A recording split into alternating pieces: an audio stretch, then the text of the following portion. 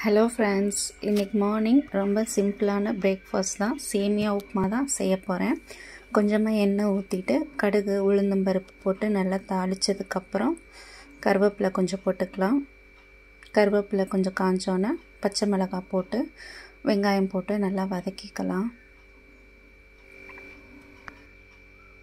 வெங்காயம் நல்லா வதங்கினதுக்கப்புறம் நம்ம தக்காளி சேர்த்துக்கலாம்.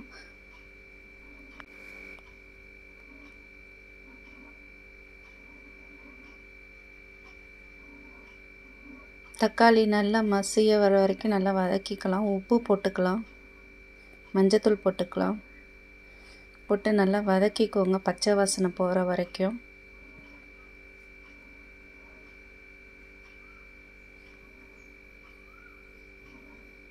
அப்புறம் கொஞ்சமாக மிளகாத்தூள் போட்டுக்கோங்க. ஏற்கனவே நம்ம பச்சை மிளகாய் போட்டிருக்கோம், அதனால் நம்ம தேவைக்கு காரம் வேணும்னா போட்டுக்கலாம் கொஞ்சம்.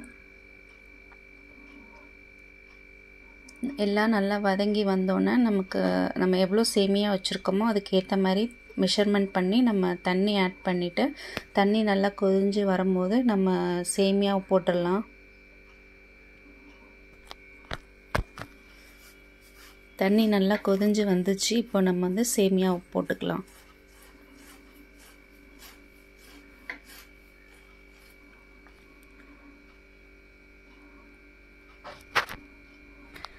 தண்ணியில் எல்லா சேமியாவும் மூழ்கிற மாதிரி நம்ம ப்ரெஸ் பண்ணி விட்டுக்கலாம். அப்போ தான் நல்லா வெந்து வரும். நம்ம இப்போ ஒரு மூடி போட்டு ஒரு 5 மினிட்ஸ் மூடி போட்டு மூடி வச்சிடலாம்.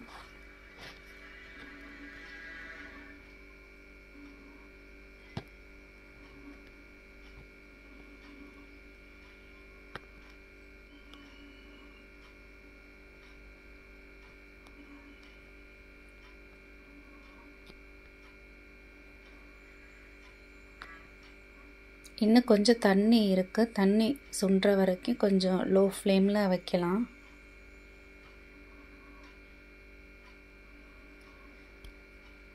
நல்லா தண்ணிலாம் சுண்டி வந்துருச்சு. சேமியாவும் நல்லா வெந்துருச்சு. நம்ம இப்போ அடுப்பை ஆஃப் பண்ணிடலாம். இந்த ஸ்டேஜில் இதுக்கு மேலே விட்டுட்டோன்னா சேமியா குழஞ்சி போயிடும். அதனால் அடுப்பை ஆஃப் பண்ணிடலாம். பாருங்கள், சேமியா எவ்வளோ உதிரி உதிரியாக அழகாக வந்திருக்கு. இதுக்கு நம்ம தேங்காய் சட்னி வச்சும் சாப்பிட்லாம், சர்க்கரை வச்சும் சாப்பிட்லாம். எங்கள் பசங்களுக்கு சர்க்கரை